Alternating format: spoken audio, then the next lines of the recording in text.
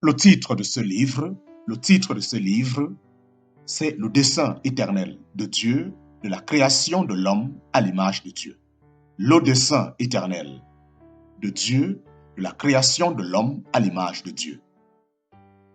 Il est écrit par notre bien-aimé frère Dick York. Nous sommes présentement au chapitre 7. Nous sommes présentement au chapitre 7, partie B. Chapitre 7, partie B. Chapitre 7, le nouvel homme. Chapitre 7, le nouvel homme. Chapitre 7, le titre du chapitre 7, le nouvel homme. Partie B. Partie B. Le Nouveau Testament nous enseigne que Jésus a été engendré 2 fois.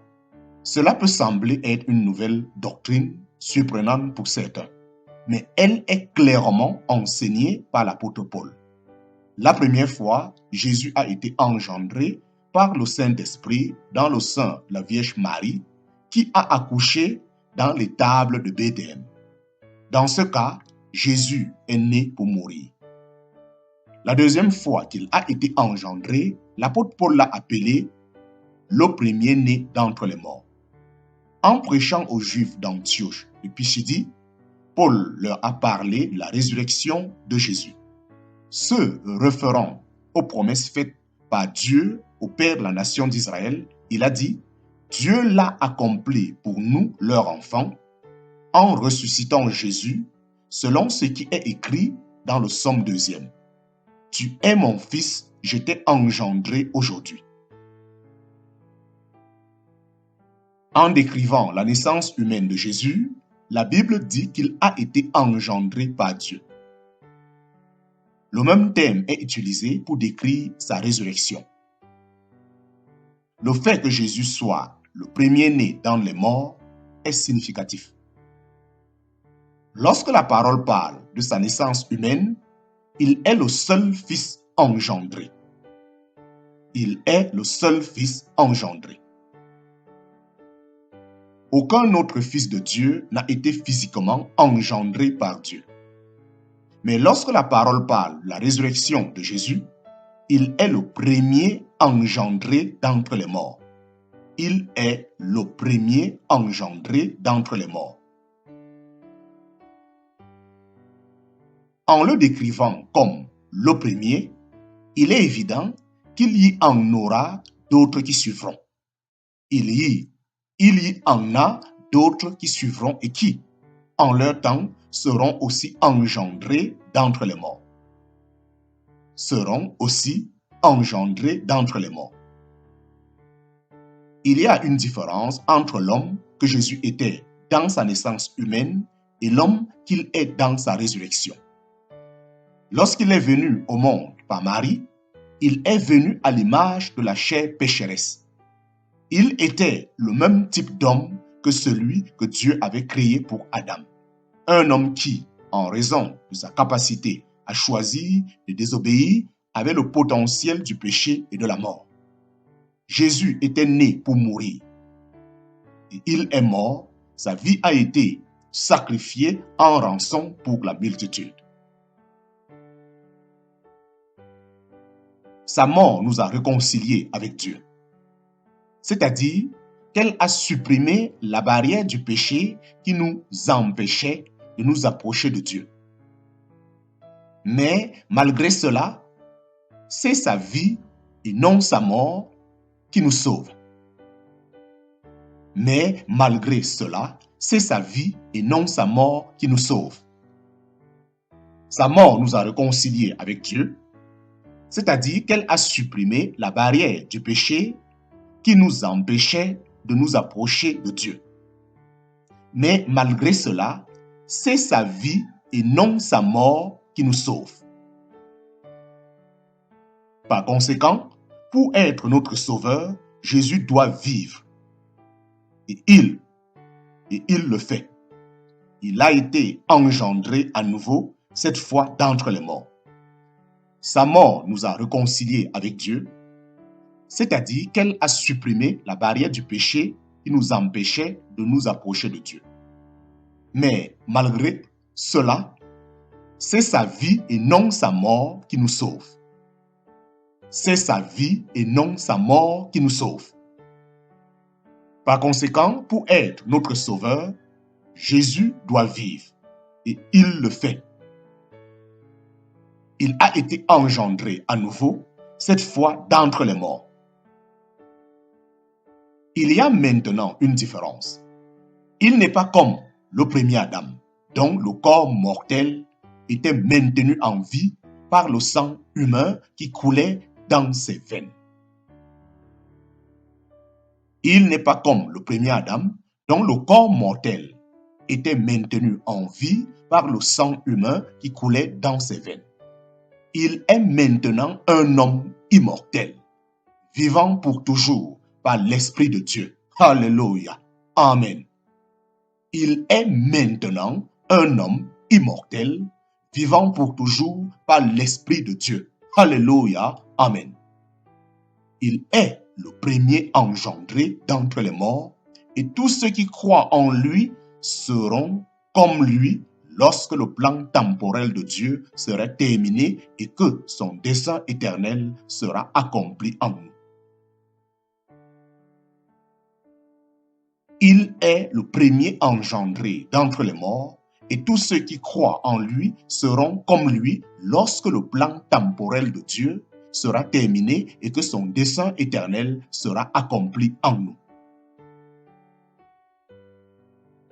Après avoir traversé le jugement de la croix et la séparation de la tombe, Jésus est apparu comme le chef d'une nouvelle race, victorieuse du péché et de la mort.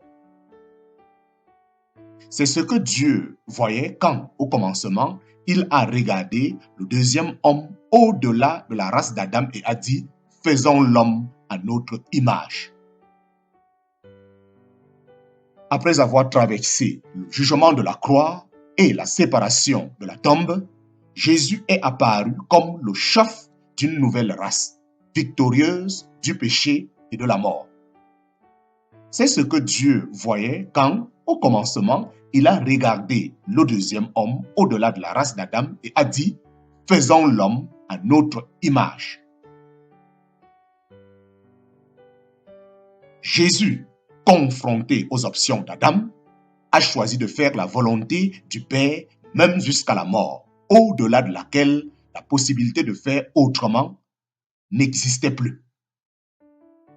Jésus, qui est allé au tombeau comme le dernier Adam, est ressuscité comme le deuxième homme, la tête d'une nouvelle création, l'ogéniteur d'une nouvelle race appelée l'homme nouveau.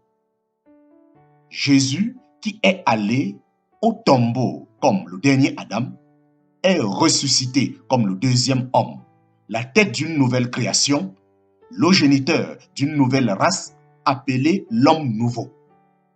Comme nous avons porté l'image d'Adam, nous porterons bientôt l'image parfaite du Christ. Comme nous avons porté l'image d'Adam, nous porterons bientôt l'image parfaite du Christ.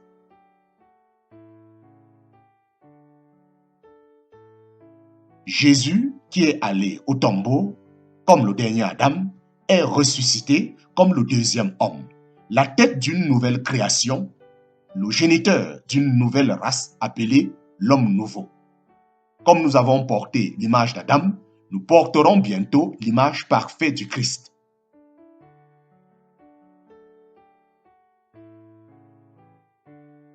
Comme nous l'avons lu précédemment, celui qui n'a pas connu le péché a été fait péché pour nous. Écoutons maintenant le reste de ce verset afin que nous devenions en lui justice de Dieu. C'est là l'essence du salut. La vérité qui semble échapper à ceux qui pensent que la justice est produite par une quelconque capacité de leur part. Comme nous l'avons lu précédemment, celui qui n'a pas connu le péché a été fait péché pour nous.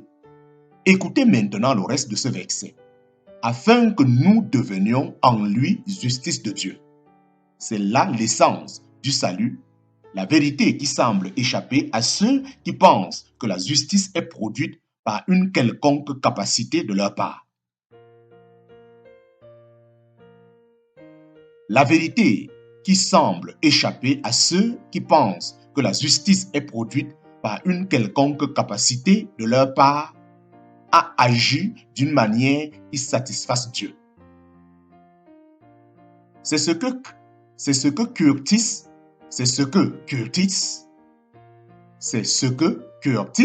en parenthèse, que nous vous avons présenté au chapitre 1, et des multitudes d'autres personnes comme lui ont besoin de savoir. Le salut vient du Seigneur. Lorsqu'il s'est identifié à notre humanité impuissante, il est devenu ce que nous étions, afin que nous puissions en lui devenir ce qu'il est pour l'éternité. C'est un échange glorieux, si seulement nous voulons le recevoir. Il a été péché pour nous. Il a été péché pour nous. En lui, nous sommes devenus la justice de Dieu. Le salut vient du Seigneur. Lorsqu'il s'est identifié à notre humanité impuissante, il est devenu ce que nous étions, afin que nous puissions en lui devenir ce qu'il est pour l'éternité. C'est un échange glorieux si seulement nous voulons le recevoir. Il a été fait péché pour nous. Il a été fait péché pour nous. En lui, nous sommes devenus la justice de Dieu.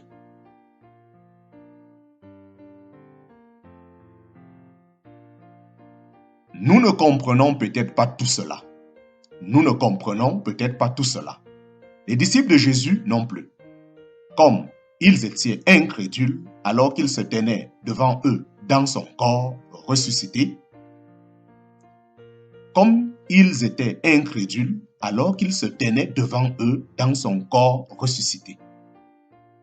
Mais Jésus les a amenés à croire.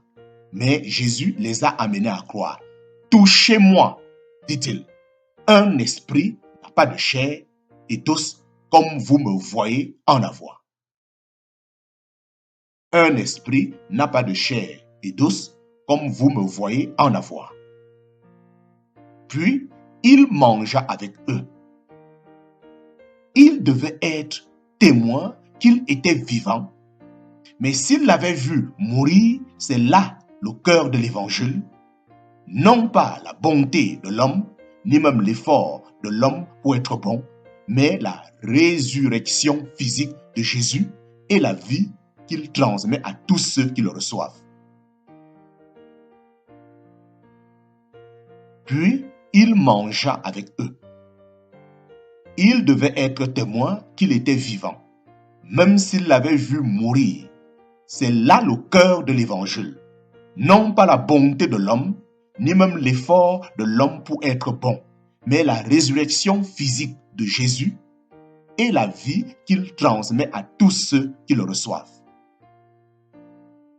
Certains sont stupéfaits lorsqu'ils apprennent que Jésus a été vu par ses disciples pendant 40 jours après sa résurrection, avant de monter vers le Père. Certains sont stupéfaits lorsqu'ils apprennent que Jésus a été vu par ses disciples pendant 40 jours après sa résurrection, avant de monter vers le Père. Au cours de cette période, il leur a enseigné le royaume de Dieu. Il leur a promis la puissance d'en haut pour accomplir le ministère auquel il les avait chargés. Ils devaient réaliser que cette puissance intérieure du Saint-Esprit est la vie même du Christ, qui produirait en eux et en nous le comportement qui plaît au Père.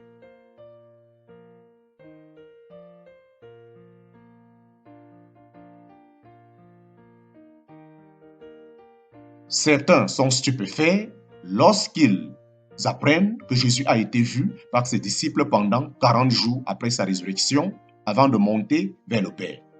Au cours de cette période, il leur a enseigné le royaume de Dieu et leur a promis la puissance d'en haut pour accomplir le ministère auquel il les avait chargés. Ils devaient réaliser que cette puissance intérieure du Saint-Esprit est la vie même du Christ, qui produirait en eux en parenthèse, et en nous le comportement qui plaît au Père.